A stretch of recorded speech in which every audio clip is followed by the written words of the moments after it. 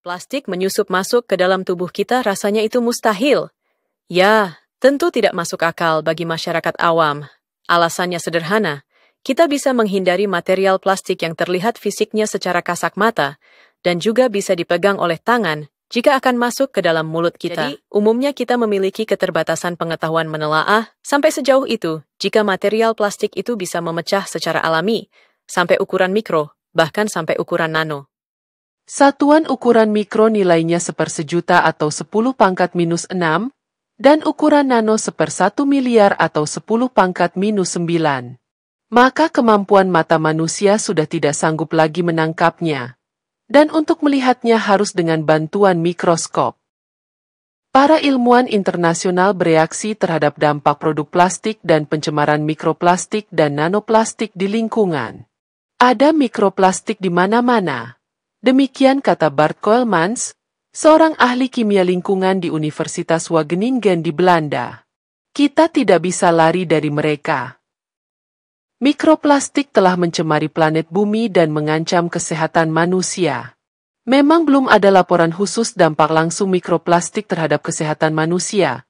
Paling tidak para ilmuwan sudah berhasil mengisolasi dan menjelaskan bukti adanya mikroplastik dalam tubuh manusia seperti di paru-paru, ginjal dan organ-organ sensitif lainnya. Ahli toksikologi Matthew Campen dan timnya, dari University of New Mexico di Albuquerque, Amerika Serikat, berhasil membuka mata dan pengetahuan kita bahwa dalam organ manusia dia dapat mengisolasi sekitar 10 gram mikroplastik dari otak manusia yang disumbangkan. Beratnya sama dengan berat krayon yang tidak terpakai.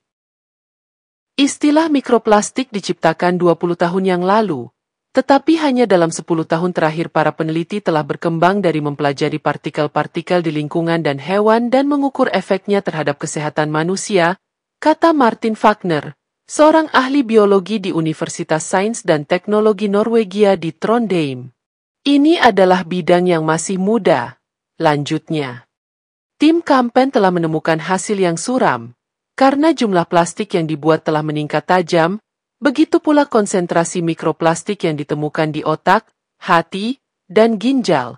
Menurut hasil penelitian kelompoknya yang diterbitkan pada bulan Februari 2025 di Nature Medicine.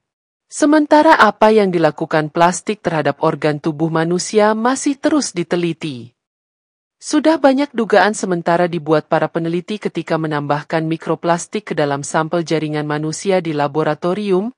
Hasil sementara menjelaskan beberapa gejala seperti dapat mengakibatkan kematian sel, reaksi kekebalan tubuh, dan kerusakan jaringan. Dan ratusan penelitian telah memaparkan kasus hewan, terutama organisme akuatik, terhadap mikroplastik dan menemukan bahwa partikel-partikel tersebut dapat menyumbat usus mereka atau menghalangi kemampuan mereka untuk bereproduksi. Berdasarkan temuan ini, para peneliti menduga bahwa partikel-partikel ini dapat dikaitkan dengan kanker, penyakit jantung dan ginjal, penyakit Alzheimer atau masalah kesuburan pada manusia. Saat ini, lebih dari 500 juta ton plastik diproduksi setiap tahun untuk digunakan dalam berbagai macam aplikasi. Di seluruh dunia, para ilmuwan telah menyusun daftar lebih dari 16.000 bahan kimia yang terdapat dalam produk plastik dan, pada saat yang sama, menemukan bahwa lebih dari 4.000 di antaranya berbahaya bagi kesehatan manusia dan lingkungan.